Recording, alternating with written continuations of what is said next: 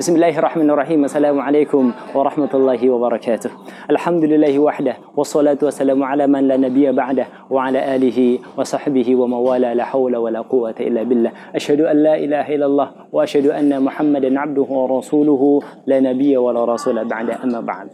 Ayah bunda yang dirahmati Allah Subhanahu wa taala, tidak cukup mendidik putra-putri kita hanya memasukkannya ke sekolah Islam bertaraf internasional. Tidak cukup mendidik mentarbiah putra-putri kita hanya dengan memilihkan guru-guru terbaik dan juga pelajaran-pelajaran terbaik. Maka harus disempurnakan dengan doa, karena ini yang kemudian dilakukan oleh Nabiullah Ibrahim alaihissalam ketika mendidik atau berharap agar Allah karuniakan kepadanya seorang anak yang saleh, di mana Nabiullah Ibrahim alaihissalam berdoa kepada Allah Subhanahu wa taala, Rabbi habli minas salihin, wahai Tuhanku berilah aku anak yang saleh. Dan Nabiullah Ibrahim alaihissalam di dalam doa ini dia tidak berharap kepada Allah, dia tidak meminta kepada Allah, dia tidak berdoa kepada Allah Subhanahu wa taala agar diberikan anak yang sukses, anak yang cerdas, anak yang kaya, tidak. Tetapi Nabiullah Ibrahim alaihissalam berdoa kepada Allah Subhanahu wa taala agar diberikan anak yang saleh, Rabbi habli minas salihin. Maka apa kata Allah Subhanahu wa taala dalam ayat selanjutnya? Dan Allah mengabulkan doa yang dimunajatkan oleh Nabiullah Ibrahim alaihissalam dengan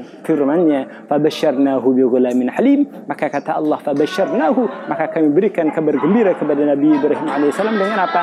Bighulamin halim, dengan seorang anak yang penyabar. Dan Allah Subhanahu wa taala mengijabah doa Nabi Ibrahim alaihissalam. Lihat ayat selanjutnya, begitu mulianya, begitu hebat dan luar biasanya satu ekspresi ketaatan, kesalehan seorang anak Nabiullah Ibrahim alaihissalam, yaitu Ismail alaihissalam. Dikatakan dalam sebuah ayat selanjutnya, falamma balagha ma'ahu sa'ya qala ya bunayya inni ara fil manami anni adbahuka fanzur madza tara qala ya abati if'al ma tu'mar satajiduni insyaallah minas sabirin. Ini ayat yang menggambarkan, mendeskripsikan sebuah kesolehan dua manusia yang luar biasa. Yang pertama, Nabi Ibrahim alaihissalam ketika dia berharap kepada Allah puluhan tahun lamanya dalam usia senjanya, dia berharap kepada Allah agar diberikan seorang anak, dan kemudian Allah berikan dia seorang anak, Ismail alaihissalam. Tetapi ketika putranya Ismail alaihissalam telah tumbuh menjadi anak yang menggemaskan, yang ganteng dan soleh, yang kemudian dikatakan adalah sa'ya, yang mampu beraktivitas, tetapi kemudian sekonyong-konyong Allah memberikan perintah kepada Nabi Ibrahim alaihissalam untuk menyembelihnya, dan perintah itu kemudian disampaikan kepada putranya Ismail, dan kemudian Ismail menjawab, qala ya abati if'al ma tu'mar satajiduni insyaallah minas sabirin. Ini adalah perintah yang berat bagi seorang ayah Ibrahim alaihissalam. Betapa seorang ayah yang telah merindukan anak bertahun-tahun lamanya, ketika anak itu sudah tumbuh luar biasa, maka Allah memerintahkannya untuk menyembelihnya. Dan Nabi Ibrahim alaihissalam sebagai orang Nabi, sebagai Khalilullah, maka kemudian dia menunaikan perintah itu. Dan juga seorang putranya Ismail alaihissalam, karena seorang anak yang saleh, kemudian dia juga mengiyakan apa yang diperintahkan Allah Subhanahu wa taala kepadanya, yaitu qala ya abati fa'al ma tu'mar satajiduni insyaallah minas sabirin,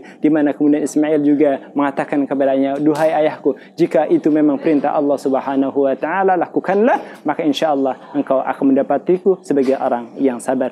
Maka pertanyaannya ayah bunda sekalian, sudahkah kita kemudian mendoakan putra-putri kita di tengah sujud-sujud kita, di tengah qiyamul lail kita, di tengah helaan nafas kita, berdoa kepada Allah Subhanahu wa taala agar putra-putri kita dijadikan anak yang saleh dan salehah. Rabbi habli minas salihin. Karena jangan sampai kita hanya berharap anak putri buah hati kita, putra-putri kita menjadi anak yang saleh salehah, tetapi tidak pernah terlintaskan dan termunajatkan dalam lisan kita agar mereka menjadi anak yang saleh dan saleh. Begitu juga seorang guru, ustaz dan ustazah, sudahkah kita kemudian berdoa kepada Allah Subhanahu wa taala, Allahumma ij'al auladana, Allahumma ij'al tullabana min ahli al-ilmi wa ahli al-Quran wa ahli al-khair wa ahli al-jannah. Duhai guru, ustaz dan ustazah, apakah kita juga sudah mendoakan murid-murid kita agar mereka menjadi ahlul Quran, menjadi ahlul Quran, menjadi ahli kebaikan, menjadi ahli penghuni surga? Kalau belum, maka ini adalah waktu terbaik kita untuk kemudian senantiasa mendoakan putra-putri kita dan juga murid-murid kita agar menjadi ahli kebaikan, menjadi ahli Al-Quran, dan juga menjadi ahli surga. Demikian, semoga bermanfaat. Wabillahi taufiq wal hidayah. Wassalamualaikum